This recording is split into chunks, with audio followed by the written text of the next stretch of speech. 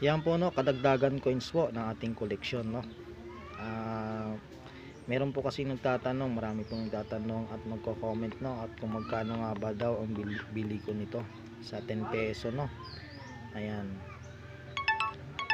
yung ganito po kasi pwede pa po ito mabili po, no, yung ganitong uri ng coins. Ayan, pwede pa po ito maisukli po sa atin kapag tayo po ay bumili po sa mga market, no? Pero ito po, no, huwag po natin yung sasayangin. Kung meron po kayo, no, ipunin nyo lamang po mga guys, dahil po ito ay binibili po ito ng ating mga kaibigang coin collector, at isa din po ito sa aking koleksyon. Ayan, yung 10 peso po na, ayan, malbar po, malbar. Ayan, at ito po nagkahalaga na po ito ng 150 up to 300 pesos po ang bawat isa po nito. Kaya ito po, wag po natin baliwalain itong 10 peso na ito. Ayan. Ayan. Dahil balang araw ay mawawala na rin po ito, at ito po ay babawiin na po ito ng ating Bangko Sentral. Ayan po mga guys, no.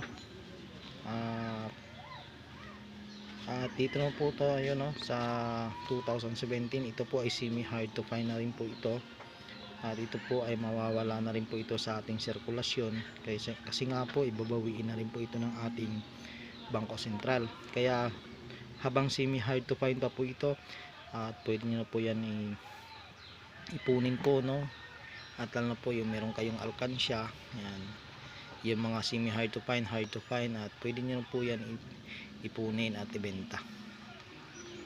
Kaya kayo po ay meron kayo nito ng ganito po, yan, itong klase po, yan, kasi kapag kayo po ay meron nito, at pwede nyo na po ibenta kahit maraming piraso, yung kahit ilang piraso po yun, yung year 2017, no, ito. Ayan, at saka meron po tayong year 2016 yun po, no, year 2016 na hard to find na rin po yan. Ito po ay semi hard to find pa po ito, itong 2017. Ayan, kung ito po ay rare, yung ganito pong klaseng coins, no, kapag rare po yan ay mataas po ang halaga po niyan. Ayan, dahil yung rare po ay iba po ang halaga po ng rare ay kaysa ano, sa hard to find o semi hard to find, no. Pero ito po ay meron na po itong value, tandaan po palagi, no. Kaya mag-ipon po kayo nito. Yung 10 peso na malbar po ay pwede po yung bilhin po sa inyo, kahit sa market po makikita na po natin ito sa market, no. Ayan.